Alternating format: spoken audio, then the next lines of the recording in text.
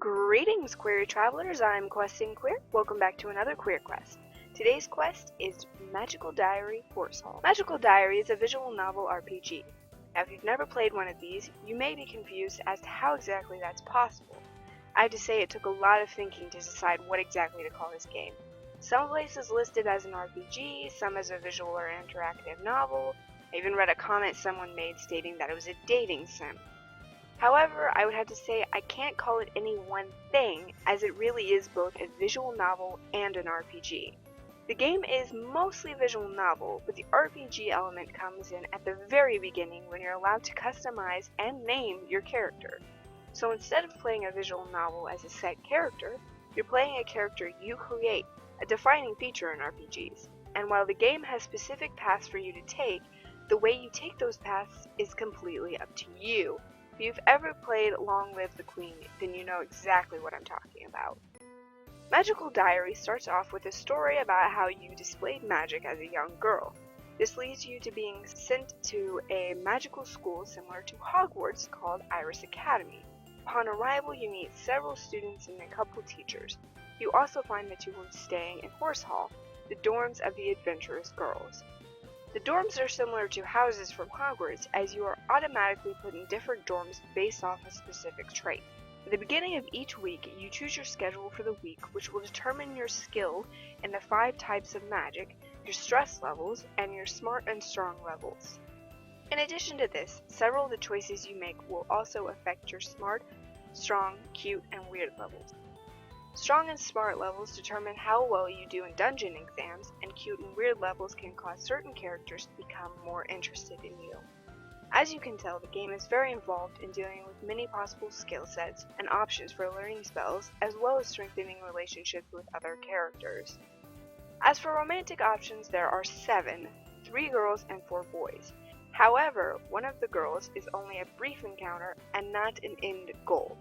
As for the main romantic options, you have 2 girls, your roommates Ellen and Virginia.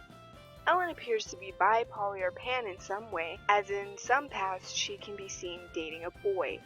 She's the studious roommate who always urges everyone to study and get good grades.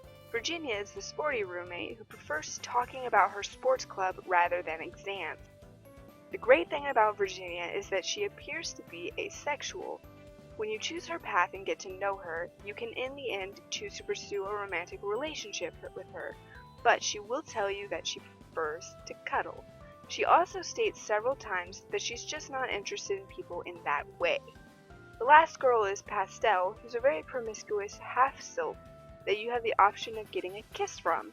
Though it's unconfirmed by the game itself, most people assume that Pastel is omnisexual, which could also mean that she's pansexual.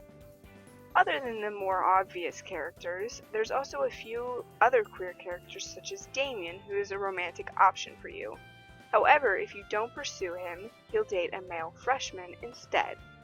There's also a mention of one of the characters having 2 fathers. There seems to be a general feeling of who cares when it comes to sexuality at Iris Academy.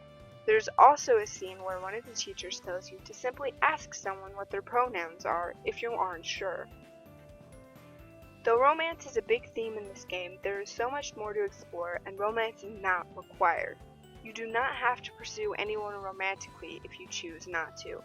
There are also so many other subplots that are involved in this game to make it interesting past the dating sim aspect of it. The only issue I had with this game was the possibility to pursue a teacher.